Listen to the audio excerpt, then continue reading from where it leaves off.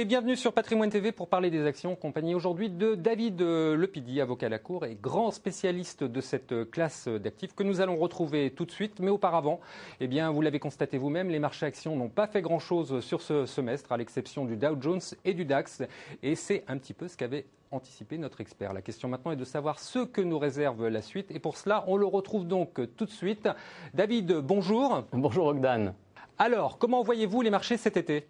Lorsque le CAC 40 touche les 3006, 3007, il y a des occasions d'achat qui se dessinent et lorsqu'il touche les 4100, il y a des raisons pour vendre le marché à découvert. Il est tout à fait envisageable que les marchés continuent à évoluer dans ce trading range, à savoir 3004, 3006 en bas et 4100 en haut durant les mois qui viennent. Autrement dit, vous n'anticipez pas de catastrophe pour le second semestre ? Non, il n'y a pas de raison d'avoir une catastrophe. La seule inquiétude que nous pouvons constater, c'est au niveau uniquement des marchés, c'est la cherté du S&P 500 américain.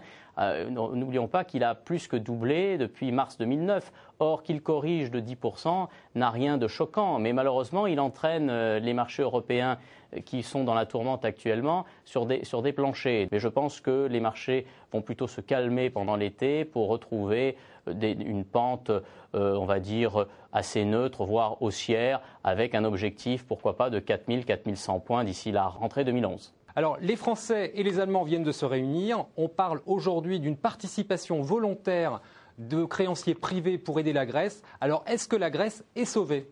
Je crois que malheureusement, les marchés ont déjà pricé une faillite de la Grèce. Les taux d'intérêt sont proches des 20% et la dette globale correspond à 150% du PIB. Sans compter que les pays qui prêtent ne sont pas forcément en meilleure santé au niveau de leurs finances publiques. Le Portugal, l'Irlande, l'Espagne et d'autres pays qui prêtent, sans compter la France. N'oubliez pas que récemment, les écarts de taux d'intérêt entre l'Allemagne et la France ont augmenté à 50 points de base alors qu'il était à 25 points de base ces dernières semaines, ce qui laisse à croire que les marchés sont en train de peut-être de pricer des difficultés pour l'endettement français. Bon, si je comprends bien, le problème va perdurer. Le problème de fond reste entier et tant que la croissance grecque ne repartira pas, il n'y a aucune raison que la dette diminue fondamentalement.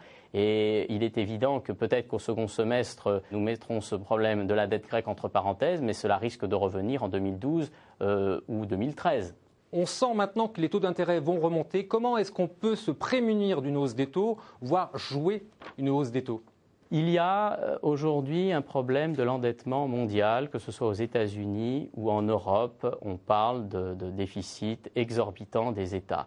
Les taux sont historiquement bas et ne resteront pas au cours actuel.